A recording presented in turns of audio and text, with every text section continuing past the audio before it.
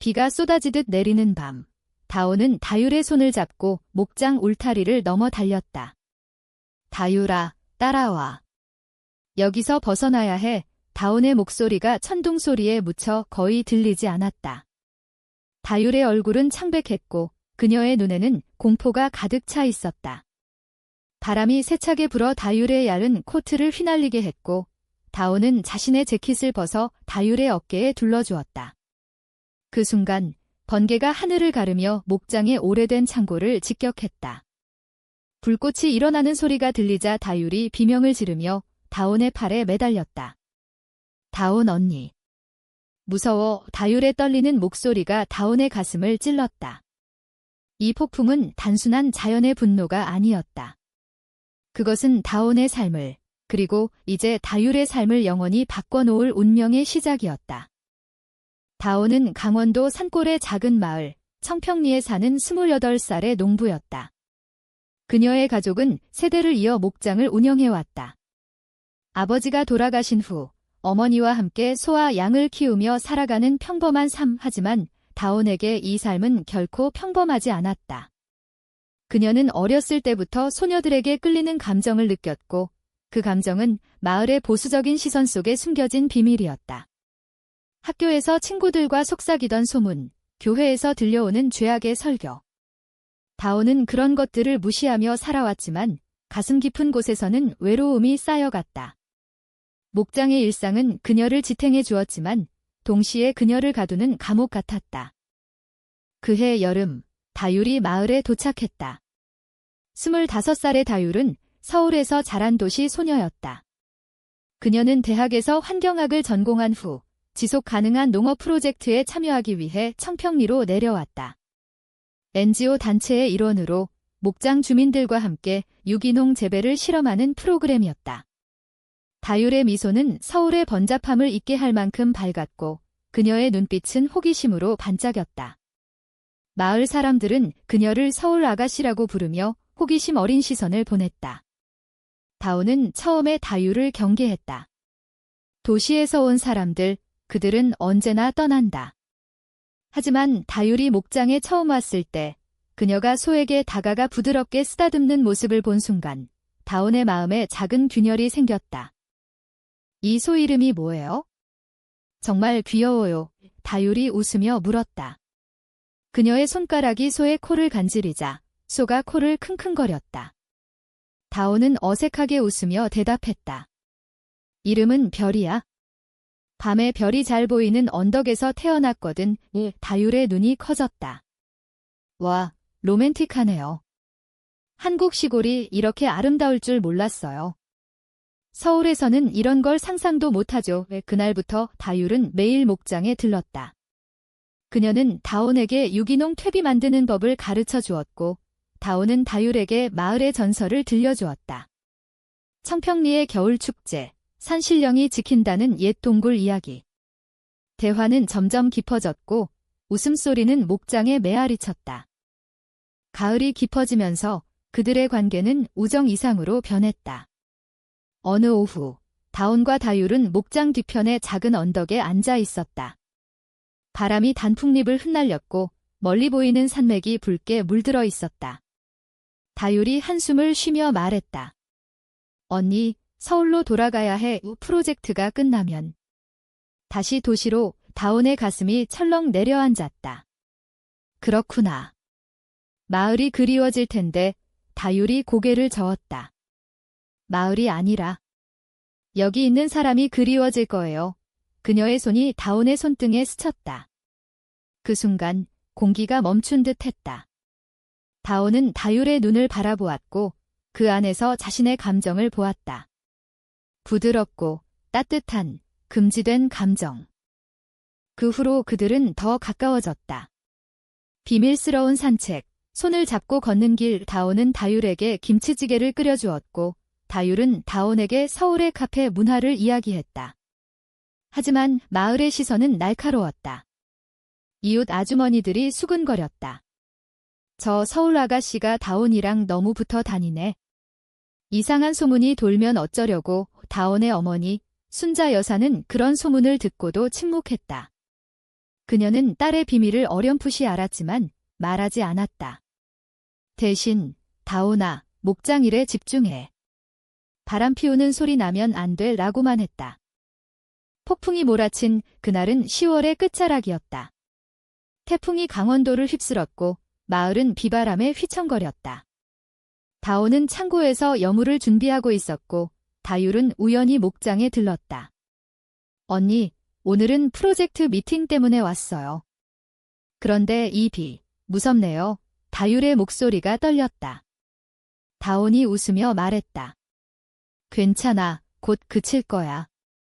같이 피하자. 하지만 비는 더 세차게 내렸다. 천둥이 울리자 다율이 다온의 팔을 움켜쥐었다. 그때 창고 지붕이 무너지기 시작했다. 바람이 문을 부수고 들어오며 나무 판자가 날아왔다. 다온은 본능적으로 다율을 끌어안고 바닥에 엎드렸다. 눕자. 움직이지 마. 나무 조각이 다온의 어깨를 스치며 피를 흘리게 했지만 그녀는 다율을 보호했다. 다율의 몸이 떨리는 게 느껴졌다. 언니. 왜 나한테 이렇게 해줘요? 다율이 속삭였다. 다온은 대답 대신 더 세게 안았다. 폭풍은 30분 동안 그들을 괴롭혔지만 마침내 잦아들었다. 비가 그친 후 그들은 창고 밖으로 나왔다. 목장은 엉망이었다. 울타리가 부서지고 소들이 겁에 질려 울부짖었다. 다온의 어깨에서 피가 흘렀고 다율이 눈물을 글썽이며 상처를 닦아주었다. 언니, 병원 가요. 이게 다 나 때문이잖아요. 다온이 고개를 저었다. 바보같이 너만 무사하면 돼. 그날 밤 다율은 다온의 집에서 머물렀다. 순자 여사가 밥상을 차리고 따뜻한 미음을 끓여주었다. 고맙습니다. 어머님이 다율의 목소리가 떨렸다. 순자 여사가 미소 지었다. 우리 다온이 내 덕에 밝아졌어.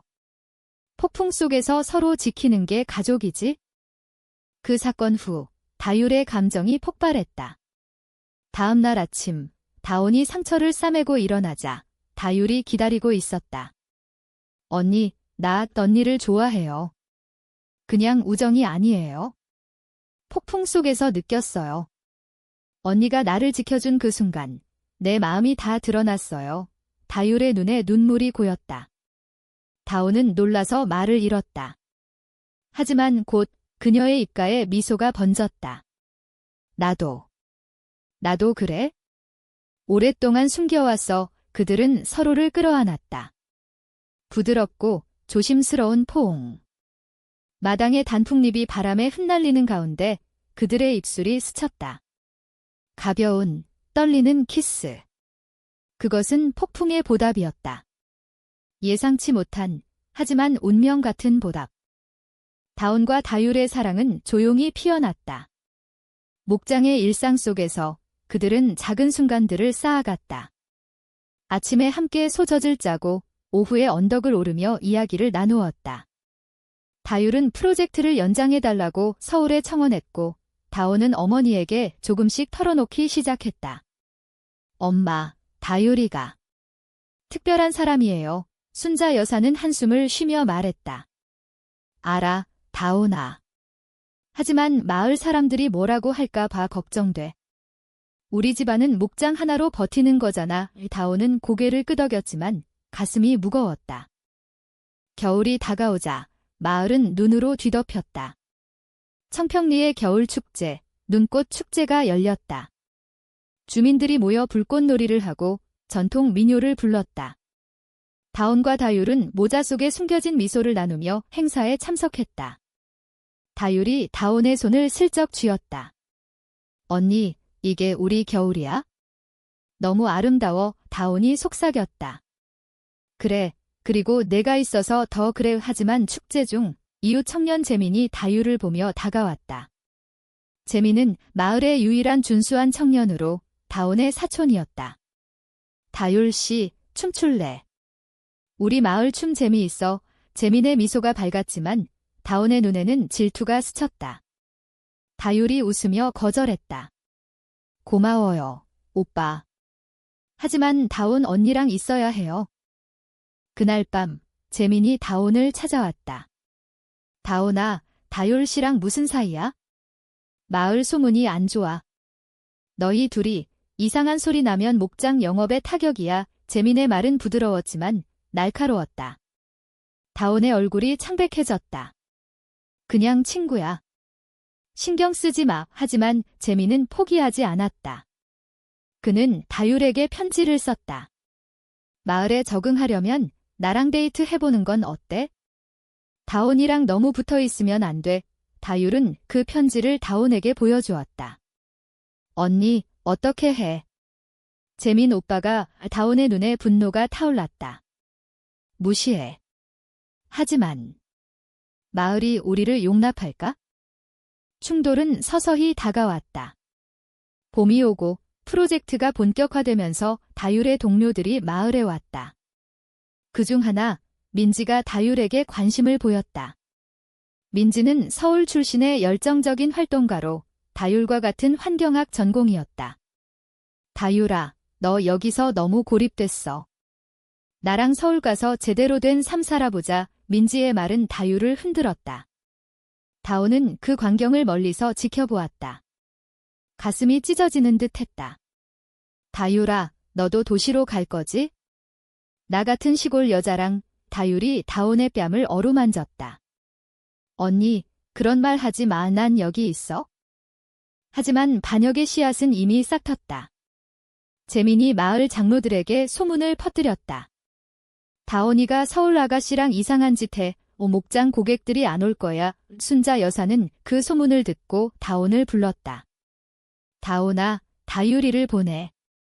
이건 내 인생 망치는 거야. 다온의 눈물이 흘렀다. 엄마, 사랑이에요. 어떻게? 순자 여사가 소리쳤다. 사랑. 이 마을에서 내가 목장을 버리면 우리 어떻게 살아?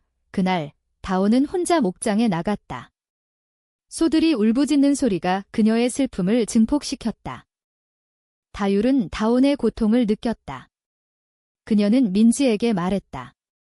미안, 난 여기 남을게. 하지만 민지는 포기하지 않고 다율의 과거를 파헤쳤다. 서울에서 다율은 과거 연인과 헤어진 상처가 있었다. 그 연인은 남자였지만 다율의 마음은 이미 여성에게 기울어 있었다. 민지가 그 사실을 재민에게 흘렸다. 다율 씨는 서울에서 이미 이상한 관계에 있었대. 소문은 폭풍처럼 퍼졌다. 마을 주민들이 목장에 오지 않았고 목장의 매출이 급감했다. 여름이 다시 돌아오자 다온과 다율의 사랑은 시험대에 올랐다. 다온은 피곤에 지쳐 있었다. 상처난 어깨가 아직 아팠고 목장 일은 그녀를 짓눌렀다. 다율은 매일 다온을 위로했다. 언니, 같이 이겨내요. 우리 둘이면 돼. 그들은 밤에 별을 보며 꿈을 이야기했다. 언니, 나중에 우리만의 작은 농장 차려요. 서울 사람들이 오는 에코 빌리지. 다온이 웃었다. 좋아. 하지만 먼저 이 폭풍을 이겨야지. 그러나 반역은 다율로부터 왔다. 아니, 반역이라기보다는 오해였다. 민지가 다율에게 제안을 했다. 다율아, 서울 본부로 오라. 내 재능이 아까워. 여기서 썩지 마. 다율은 고민했다. 프로젝트가 실패하면 다온의 목장이 위험해질 수 있었다. 그녀는 몰래 서울로 갔다. 언니한테는 말 안 할게. 지원금 받으면 바로 돌아올게. 하지만 그 여행은 길어졌다. 민지의 유혹, 서울의 화려함. 다율은 다온에게 전화를 걸었지만 바빠서 라는 핑계로 미루었다. 다온은 다율의 부재를 느꼈다. 목장에 그녀의 웃음소리가 사라지자 세상이 회색으로 물들었다. 재민이 다시 찾아왔다. 다온아, 다율이가 서울로 갔대. 너 버리고. 이 다온의 세계가 무너졌다. 그녀는 목장 뒤편에서 울었다. 소 한 마리가 다가와 코를 비볐다. 별아, 나 혼자야. 이 그날 밤 다온은 술을 마시고 어머니에게 모든 걸 털어놓았다. 엄마, 다율이가 날 배신했어요. 폭풍 속에서 약속했는데. 순자 여사는 딸을 안았다. 다온아, 사랑은 때론 아프단다. 하지만 내가 강하다는 걸 알아의 다음 날, 다온은 다율에게 메시지를 보냈다. 돌아와. 아니면. 끝내자의 다율은 충격에 휩싸였다. 그녀는 서울에서 민지와의 만남을 끊고 기차에 몸을 실었다. 강원도의 산맥을 지나며 그녀의 눈물이 흘렀다. 언니, 미안해. 내가 잘못했어. 다율이 목장에 도착했을 때 다온은 창고 앞에 서 있었다. 왜 왔어? 서울이 좋잖아. 다온의 목소리가 차가웠다. 다율이 무릎 꿇었다. 언니, 프로젝트 지원금 받았어. 하지만 그게 다가 아니야? 민지가. 나를 유혹했지만 난 거절했어. 그냥 내 목장을 지키고 싶었어. 다온의 눈에 눈물이 고였다. 믿을 수 없어. 마을 소문, 엄마의 눈물, 다 내 탓이야. 다율이 다온의 손을 잡았다. 언니, 폭풍 속에서 내가 날 지켜준 것처럼 나도 너를 지킬게. 제발. 그 순간 재민과 주민들이 모여들었다. 다온아, 이 여자 쫓아내. 목장 망하게 할 거야. 재민의 외침이 메아리 쳤다. 다온은 다율을 보호하며 소리쳤다. 그만해. 다율이는 내 사람이야. 우리 사랑을 인정해. 마을이 술렁거렸다. 순자 여사가 앞으로 나섰다. 다들 가라. 내 딸 인생에 간섭하지 마. 그녀의 목소리가 단호했다. 어머니의 지지가 다온을 무너지게 했다. 하지만 충돌은 끝나지 않았다. 그날 밤, 재민이 술에 취해 목장에 불을 지르려 했다. 다온이 발견하고 막아섰다. 재민아, 왜 그래?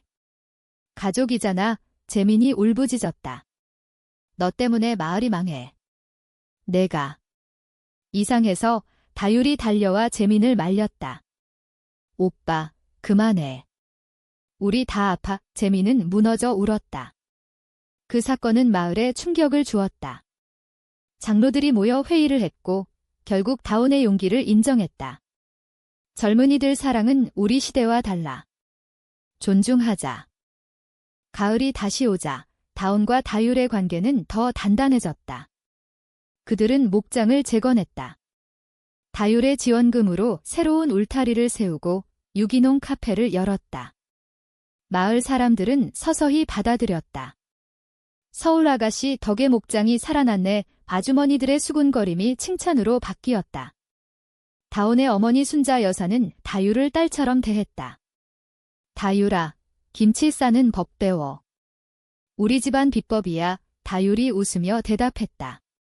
네, 어머님. 언니랑 같이 할게요. 하지만 깊은 상처는 남아 있었다. 다온은 밤에 악몽을 꾸었다. 폭풍, 반역, 불꽃. 다율이 안아주었다. 언니, 다 과거려. 우리 이제 자유야. 그들은 산책하며 미래를 그렸다. 언니, 결혼하자. 법적으로 안 되지만 우리만의 서약. 다온이 고개를 끄덕였다. 좋아. 별 아래서. 겨울 축제가 다시 열렸다. 이번에는 다온과 다율이 손을 잡고 춤을 췄다. 마을 사람들이 박수를 쳤다. 재민은 멀리서 지켜보며 미소 지었다. 그는 자신의 편견을 후회했다.